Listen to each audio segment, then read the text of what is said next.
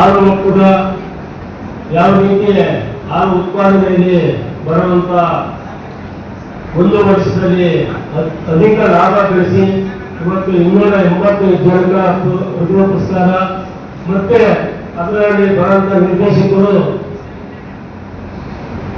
ಇವತ್ತು ಲಾಭದಾಯಕ ಆಗಿರುವಂತ ಅವರು ಕೊಟ್ಟಿರೋ ಅನುದಾನದಲ್ಲಿ ನಮ್ಮ ಮುಂದೆ ಚುನಾಯಿತರಾಗಿದ್ದರೆ ಇದು ಪ್ರಥಮ ಸಭೆ. ಮೊದಲಿನಿಂದಲೂ ಸುಮಾರು 2001ರಲ್ಲಿ ಇದು ಬಚ್ಚೇಗೌಡರು ಅಡಿಪಾಯ ಹಾಕಿ ನಮ್ಮ ಹಾಲು ಬೆಂಗಳೂರು ಡೈರಿಗೆ ಹೋಗಲಿದ್ದಾಗ ಇವತ್ತು ಟ್ರಾಫಿಕ್ ಅಲ್ಲಿ ಸೀವರ್ಗಳಾಗಿ ಅವತ್ತು ದಿವಸದಲ್ಲಿ 150ರಿಂದ 100 ಡೈರಿ ಆಗಿ ಇವತ್ತು ಸುಮಾರು ನಮ್ಮ ತಾಲೂಕಿನಲ್ಲಿ 260-70 ಡೈರಿ.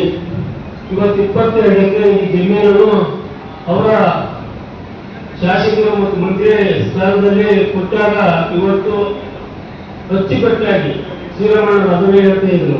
ನಮ್ಮ ತಾಲೂಕಿನಲ್ಲಿ ಬೊಮ್ಮಲಿಂದ ಒಂದು ಇದನ್ನ ಬೇರೆ ಸೇವಿಂಗ್ ಸೆಂಟರ್ ಮಾಡಿ 100 ಜನ ಕೆಲಸ ಸಿಕ್ಕಿ 100 ಜನ ಇಲ್ಲಿ ಪ್ರತಿಭಾ ಪುರಸ್ಕಾರ ಪಡೆದಂಥವ್ರು ಇರ್ಬೋದು, ಜನರಲ್ ಬಾಡಿ ಮಾಡೋಂಥದ್ದು ಇರ್ಬೋದು, ಸಹಕಾರ ಒಕ್ಕೂಟದ ಮೀಟಿಂಗ್ ಮಾಡುವಂಥದ್ದು ಆರಂಭಿಸಿರುವಂಥದ್ದು ಇವತ್ತೆಲ್ಲ ನಮ್ಮ ಹಾಲು ಬೇರಿಂದ ಬಂದಂಥ ಲಾಭದಲ್ಲಿ ಬೆಳೆಸ್ಕೊಳ್ಳುವಂಥದ್ದು. ನಾವು ಹೊಸಕೋಟೆ ತಾಲೂಕು ಆಚರಣೆ ಮಾಡ್ತಾ ಇದ್ದೀವಿ. ಪ್ರೋತ್ಸಾಹ ಧನ ಮಕ್ಕಳು ಯಾರು SSLC PUC ಮತ್ತೆ ಡಿಗ್ರಿ ಪಾಸ್ ಆಗಿರ್ತಕ್ಕಂಥ ಮಕ್ಕಳಿಗೆ ಮುಂದಿನ ಭವಿಷ್ಯ ಮತ್ತೆ ಮಕ್ಕಳ ಒಂದು ಪ್ರೋತ್ಸಾಹ ಮಾಡ್ತಕ್ಕಂಥದ್ದು, ಇನ್ನು ಹೆಚ್ಚಾಗಿ ಓದಿ ಚೆನ್ನಾಗಿ ಓದಿ ಅಂತ ಹೇಳ್ಬಿಟ್ಟು ಇವತ್ತು SSLC ಮಕ್ಕಳಿಗೆ ಪ್ರಥಮವಾಗಿ ಹೊಸಕೋಟೆ ತಾಲೂಕಲ್ಲಿ ಕಳೆದ ಸಾಲಿನ ಶರಪಚ್ಚರು ಅವರು ಏನ್ ಮಾಡಿದ್ರೆ ಎಲ್ಲರೂ ಕೀ ಕ್ವಶನ್ ಆನ್ಸರ್ಸ್ ಕೊಟ್ಟರು. ಎಲ್ಲ ಮಕ್ಕಳು ಹೊಸಕೋಟೆ ತಾಲೂಕಿನ ಎಲ್ಲ ಮಕ್ಕಳಿಗೆ ಒಂದು ಸುಮಾರು 2 ಜನ ಕ್ವಶನ್ ಆನ್ಸರ್ ಬರ್ತವೆ ಅಂತ ಒಂದು ಕೀ ಕ್ವಶನ್ ಆನ್ಸರ್ ಕೊಟ್ಟರು. ಬಹುಶಃ ಅದು ಎಲ್ಲ ಮಕ್ಕಳು ಪ್ರಯೋಜನ ಆಗಿದೆ ಅಂತ ನಾವು ಭಾವಿಸ್ತಾ ಇದ್ದೀವಿ.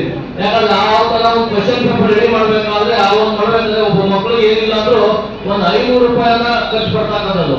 ಆದ್ರೆ ಎಲ್ಲಾ ತಂದೆ ತಾಯಿಗಳು ಮಕ್ಕಳು ಈ ರೀತಿ ಒಂದು ಕ್ವಶನ್ ಪೇಪರ್ ಪ್ಯಾಟರ್ನ್ ರೆಡಿ ಮಾಡ್ಕೊಡೋದು ಕಷ್ಟ ಆಗಿರೋದ್ರಿಂದ ಇವತ್ತು ತಾಲೂಕಿನ ಮಣ್ಣಿನ ಮಗ ಶರತ್ ಬಚ್ಚೇಗೌಡರು, ಯಾಕಂದ್ರೆ ಅವರು ವಿದ್ಯಾವಂತರು ಗೊತ್ತಿರ್ತದೆ ಮಕ್ಕಳಿಗೆ ಏನು ಭವಿಷ್ಯಕ್ಕೆ ಮಕ್ಕಳು ಏನ್ ಬೇಕಾಗುತ್ತೆ, ತಾಲೂಕಿಗೆ ಏನ್ ಬೇಕಾಗುತ್ತೆ ಅಂತ ಹೇಳ್ಬಿಟ್ಟು ಅದಕ್ಕೋಸ್ಕರ ಅವರು ಒಂದು ದೊಡ್ಡ ಕಾರ್ಯಕ್ರಮ ಅಂದ್ಬಿಟ್ಟು ಪ್ರತಿಯೊಂದು ಮಕ್ಕಳಿಗೂ ಅವರೇ ಖುದ್ದಾಗಿ ಈ ಒಂದು question paper key answer Hosakote ತಾಲೂಕಲ್ಲಿ ಡಿಸ್ಟ್ರಿಬ್ಯೂಟ್ ಮಾಡಿದರೆ ಅವತ್ತು ಇವತ್ತೇನ ರಿಸಲ್ಟ್ ಒಳ್ಳೆ ರಿಸಲ್ಟ್ ಬಂದು ಮಕ್ಕಳು ತೇರ್ಗಡೆ ಆಗಿದ್ದಾರೆ ಅಂದ್ರೆ ಅದ್ರ ಕಾರಣಕ್ಕಂತೂ ಇವರು ನಾವೆಲ್ಲ ಭಾವಿಸಂತ ಮುಂದಿನ ದಿನಗಳಲ್ಲಿ ಮಕ್ಕಳ ಭವಿಷ್ಯಕ್ಕೆ ಈ ತಾಲೂಕಿನ ಮಕ್ಕಳ ಭವಿಷ್ಯಕ್ಕೆ ಏನು ಯಾವ ರೀತಿ ಒಂದು ಸಹಕಾರ ಕೊಡಬೇಕು ಅಂತ ಅವರಲ್ಲೇ ಒಂದು ಎಲ್ಲ ಪ್ರತಿಯೊಂದು ಮಾರ್ಗದರ್ಶನ ಮಾಡ್ತಾರೆ.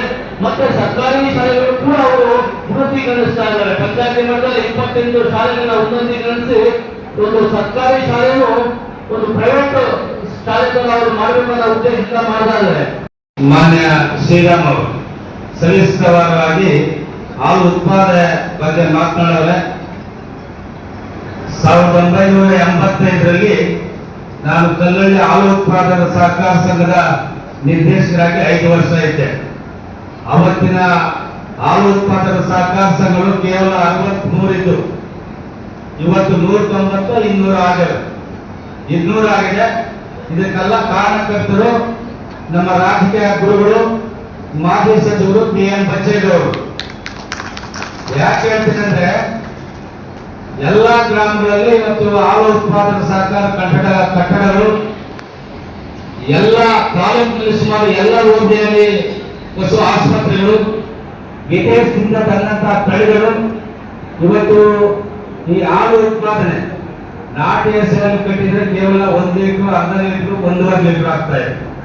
ಇವತ್ತು ನನ್ನ ಸತೀಶ್ ಗೌಡರ ಮನೆಯಲ್ಲಿ 1 ವರ್ಷ 50 ಲೀಟರ್, 60 ಲೀಟರ್, 100 ಲೀಟರ್ ಕರೆಯುವಂತ ತಳಿಯನ್ನ ತಂದು ಇವತ್ತು ರೈತರಿಗೆ ಲಾಭ ಕೊಡುವಂತ ಕೆಲಸ ಮಾಡಿದ್ರೆ ಅದು ಮಾನ್ಯ ಬಚ್ಚೇಗೌಡರು. ಇವತ್ತು ಅವ್ರ ಮಾರ್ಗದರ್ಶನದಲ್ಲಿ ನಾವೆಲ್ಲ ನಡಿಬೇಕಾಗ್ತದೆ. ಈಗಿರ್ತಕ್ಕಂಥ ಎಲ್ಲ ನಿರ್ದೇಶಕರು ಇನ್ನೂ ಹೆಚ್ಚಿಗೆ ಹಾಲು ಉತ್ಪಾದಕರಿಗೆ ಹೆಚ್ಚಿನ ನೆರವು ಕೊಡಬೇಕಾಗ್ತದೆ.